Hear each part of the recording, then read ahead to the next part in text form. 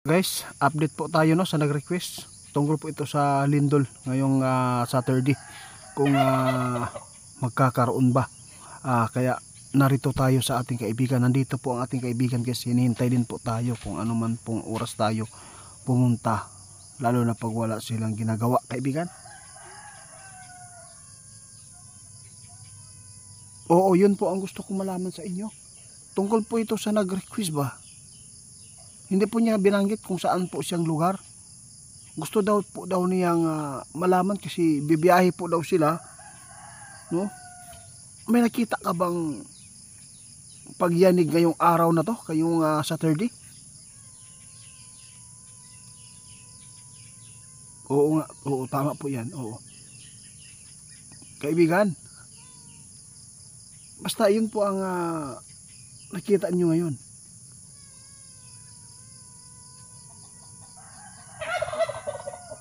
Nako guys, sa lahat ng makapanood sa atin na pag-share ito ngayong araw na to, Saturday, no, alas 5 pa ng umaga, pinuntahan ko agad kasi kahapon o kagabi nag-chat po yung mga driver, no, kasi tatawid daw sila ng dagat. Sa lahat ng mga kaibigan po natin dyan na nag-request, sabi ng ating kaibigan ngayon, huwag po kayong magkampante, no, laging alistaw tayo dahil po sabi ng ating kaibigan, anytime na po ngayon, wala na pong pinipili ang panahon natin. Kung kahit po maulan ay nagkakaroon pa rin ng mga lugar na niyayanig ng lindol. Kaya magpasalamat tayo guys dahil nandito ang ating kaibigan. Ito ay magbibigay po ng advice o babala, kaibigan, di ba? Alam po ninyo yung mga binabanggit po natin ng mga lugar, mag-ingat po kayo dyan. At saka sinabi ng ating kaibigan talaga na huwag tayong magkampante ngayon. Ayaw mo kumpiyansa. Tungod kay sabi ng ating kaibigan, kahit pa maulan, pwede nang magkakaroon ng lindol. Wala nang pinipili ngayon ang lindol guys. Basta makapayanig ito, kaibigan.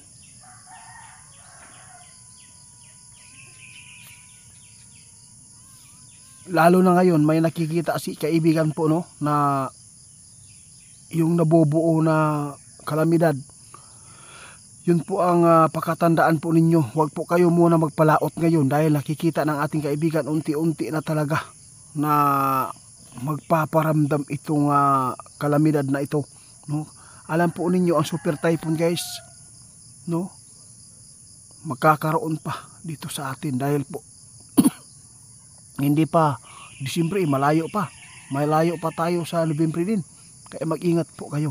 Sa lahat ng mga nagre-request sa amin patungkol po sa Sabado, sa Saturday, na sila po daw ay magbibiyahe, mag-ingat po tayo lagi. Huwag lang po tayo muna magpupunta sa mga malalaking gusali ngayon kasi hindi po natin alam, lalo na pag nasa ilang story ka dyan sa building. Pag nagkakaroon ng pagyanig, sigurado, no, magkakos tayo ng panic, di ba kaibigan?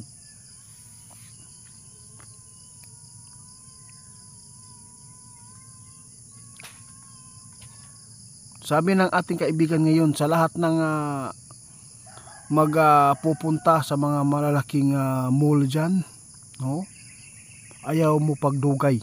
Huwag po kayo magtagal dyan dahil si kaibigan mismo nagpaabot na, no, parang inaaraw-araw na nila ang ating bansa sa Pilipinas na ito ay lagi nagpaparamdam ang pagyanig ng lindol. Sana po kung sino man po ang makapanood nitong video, at saka maraming salamat.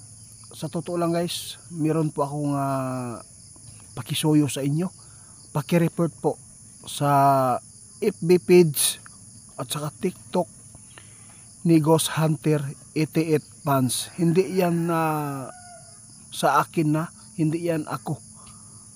Yung account na yan, ninakaw lang po nila ang video ko, kaya para lang makapagpanggap na sila po si Ghost Hunter 88.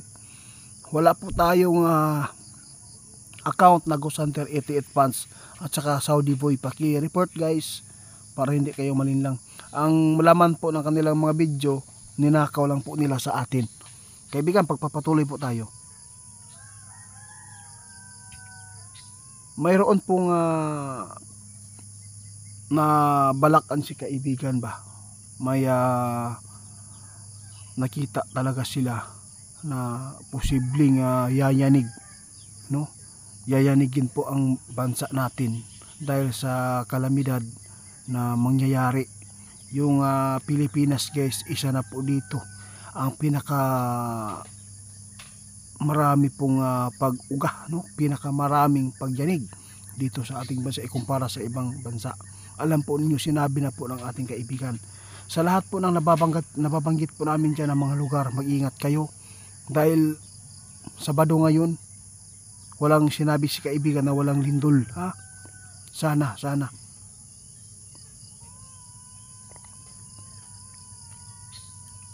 Maraming salamat po daw sa inyong pag-request sa mga kaibigan. Magpapatuloy pa rin siya na magpapapaabot sa inyo. Tandaan ninyo ang mga delikadong lugar, bagyo. Bagyo, isa po dito ang bagyo sa pinakadelikado na magkakaroon ng kalamidad, no? At saka doon sa Surigao, Tacloban, at saka Liti, Cebu. Sa Cebu, mag-amping yun mo. Wala takabalo na baka palabuan pa na diha ang kakusog, no? Basi palabuan pa nang na sanitian ninyo na 6.9. Munang giingon ni kaibigan, maging alerto po tayo, maging alisto.